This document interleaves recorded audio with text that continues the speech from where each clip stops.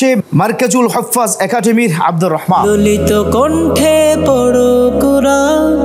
আসসালামু আলাইকুম ওয়া রাহমাতুল্লাহি ওয়া বারাকাতুহু। ওয়া আলাইকুম আসসালাম। আব্দুর রহমান, প্রস্তুত তো ইনশাআল্লাহ? ইনশাআল্লাহ পারা যাবে আজকে ইনশাআল্লাহ। তোমার জন্য শুভকামনা। সময়ের সেরা হাফেজ। আউযু বিল্লাহি মিনাশ শাইতানির রাজীম।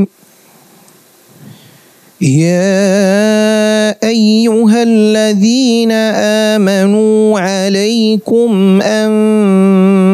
أنفسكم. أعوذ بالله من الشيطان الرجيم. بسم الله الرحمن الرحيم.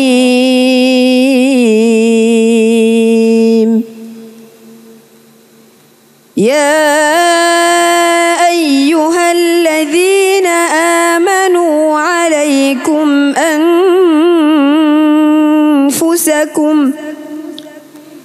لا يضركم من ضل إذا اهتديتم إلى الله مرجعكم جميعا فينبئكم بما كنتم تعملون. يا أيها الذين آمنوا شهادة بينكم إذا حضر أحدكم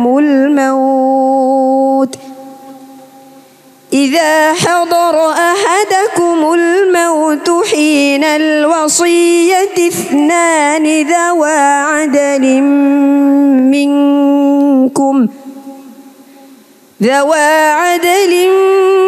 منكم أو آخران من غيركم إن أنتم ضربتم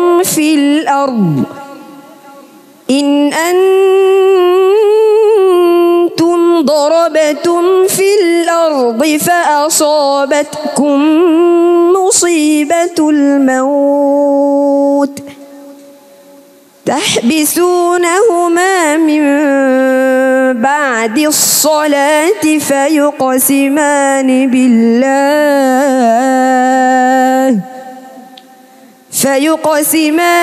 بالله إن ارتبتم لا نشتري به ثمنا ولو كان ذا قربى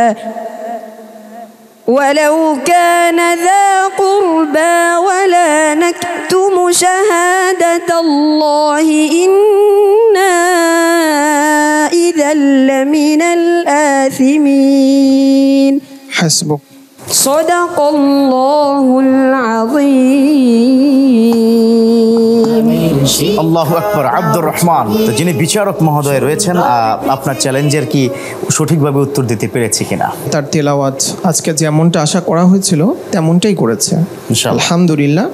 ছোট্ট একটি মুলাহাযা, আমার যেটা মনে হয়েছে আজকে তোমার সুরগুলো একটু অগোছালো ছিল কিছুটা। এই বিষয়টা যদি তুমি একটু সংশোধনী আনতে পারো, আশা করা যায় যেহেতু সামনে তোমার কঠিন চ্যালেঞ্জ, ভালো করতে পারবে ইনশাআল্লাহ। দোয়া করি তোমার জন্য ইনশাআল্লাহ। চলো, আমাদের প্রখ্যাত একজন আলেমে দ্বীন রয়েছেন শাহ মোহাম্মদ ওলিউল্লাহ, আপনি যদি বলতেন।